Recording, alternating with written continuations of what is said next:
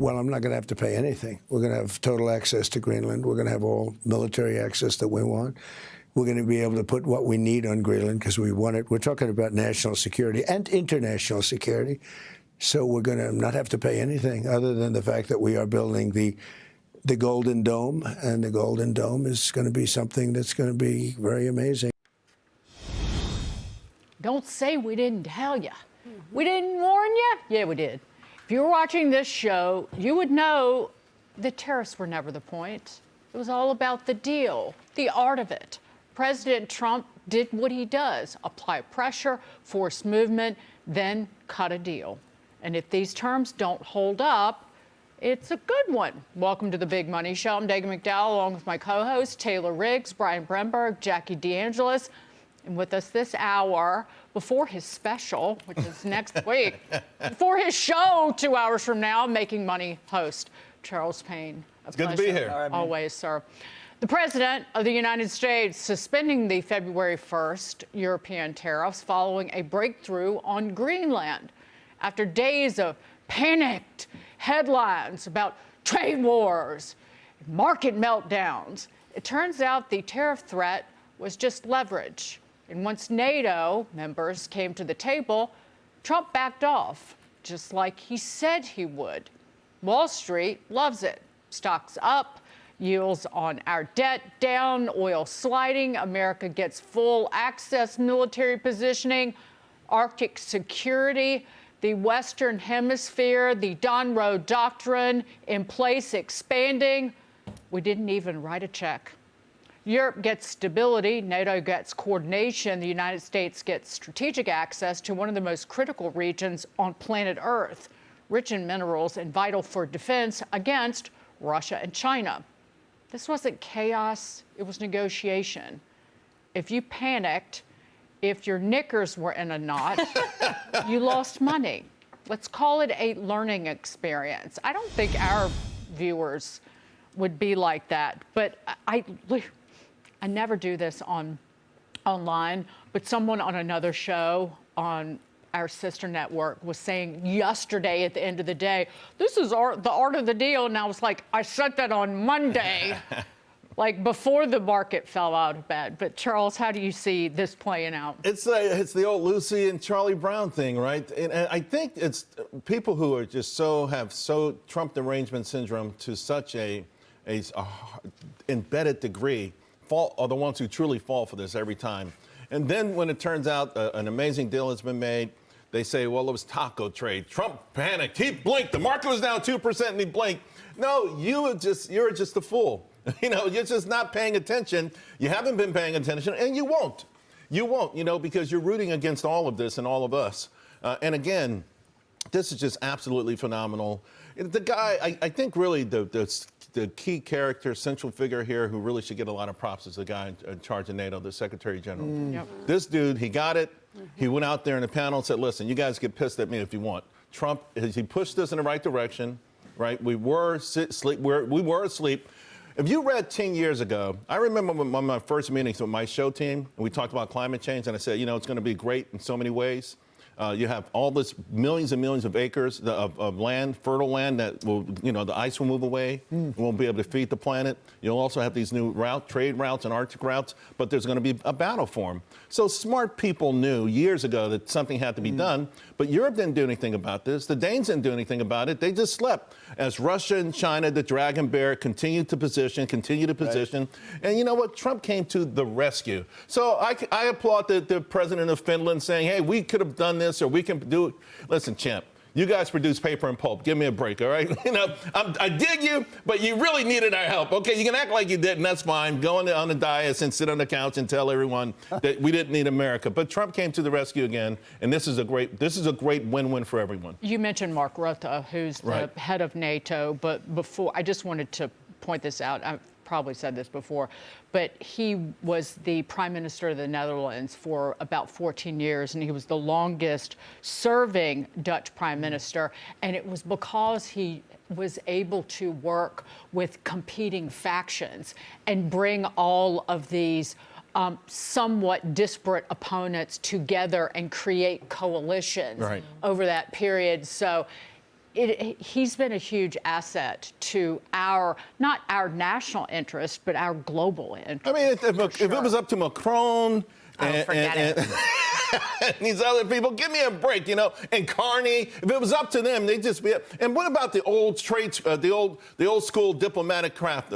They get together in these lavish 5-star hotels, meet for 4 or 5 days, and agree to do it again 6 months later. And next thing you know, 20 years has gone by. Right. Yeah. So I wanted to make the point on how fast he did it. We were talking about this on the show, Dagen, as you mentioned. If you were watching our show, we kind of set the stage for you. After the show, I go upstairs, I change. By the time I get my bag, someone had given me a Chipotle gift card, and I decided I wanted to go get a burrito bowl. So by the time I got there, stood online and got my burrito bowl, I looked down at the phone, and Trump has a deal on Greenland.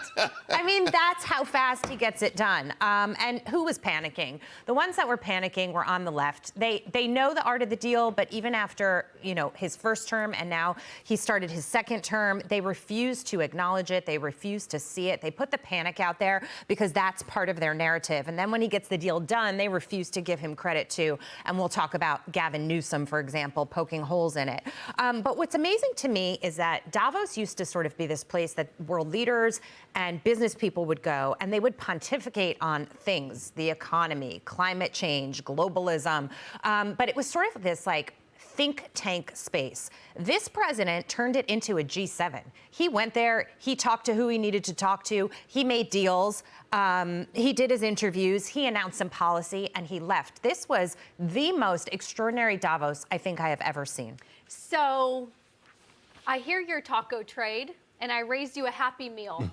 How about that? Sounds good. This was not a taco trade. This was a Happy Meal. Right. If you thought it was a taco trade, you missed out and you were wrong. It's shaping up, according to some reports, to be a market positive, as we see today, because it, guess what, improves U.S. national security and gives us access to rare earths and minerals and denies our competitors access, also all the way down to Venezuela. So one of my favorite lines in a note I read this morning is that if you've been trying to judge Trump based on success or failure, a binary outcome of this taco trade, you got it wrong. This was never a judge on if we get sovereignty or if we offend Europe. That was the wrong way to be viewing at it. We have 2 goals as released in November 2025 in Trump's national security report. Secure the Western Hemisphere and get access to rare earths and minerals. This appears on all fronts to look like maybe we accomplished both of those things.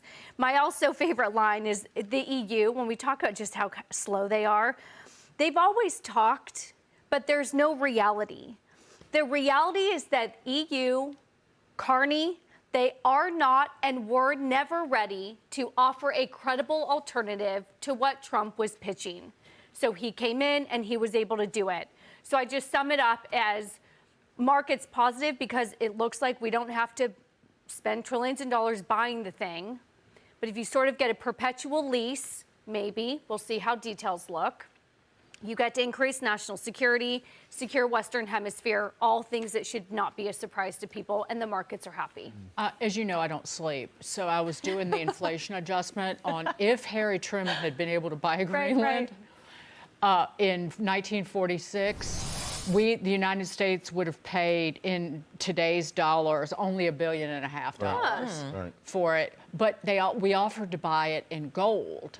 The gold, even though under Bretton Woods it was a fixed price because it was pegged to the dollar back then, it would be worth if Denmark had sat on the gold, it would be worth $12.5 billion. I know Charles has probably run those numbers. It's even even with that in mind, and you mentioned it didn't cost us anything, they should have jumped in there immediately, Denmark, right, and said, okay, because the first number that was thrown out, I don't know if it was a trial balloon or not, was $700 billion. Right. A lot of money. So $140 billion covers all of their debt. And, another couple $100 billion covers their entire GDP. So even if they would have said, hey, we'll take $500 billion, it would have been a hell of a deal for them.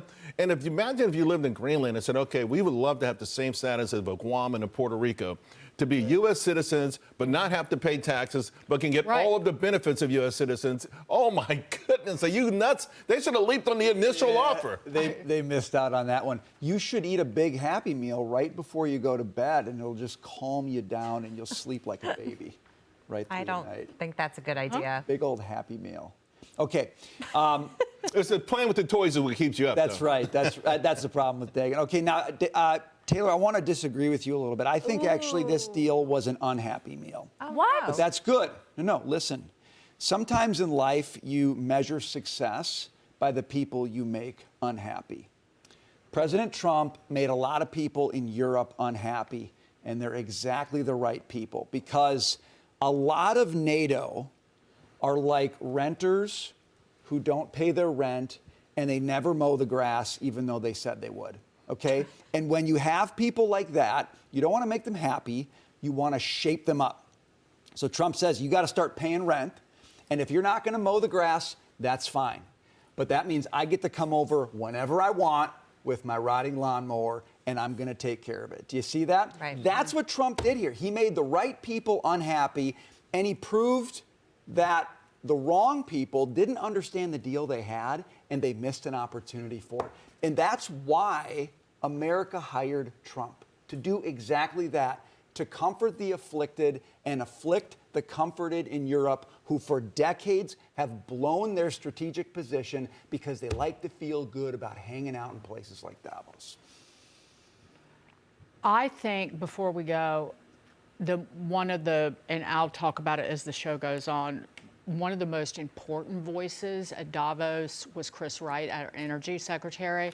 That was the first time he'd ever been at Davos. And he sat down with the head of Occidental Petroleum. Mm-hmm.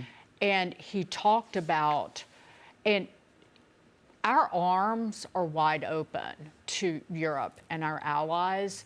And he reiterated what President Trump has said, but we want to provide peace and prosperity. And the path to that is through energy and reversing the multi-trillion-dollar malinvestment on green energy and in pursuit of climate change.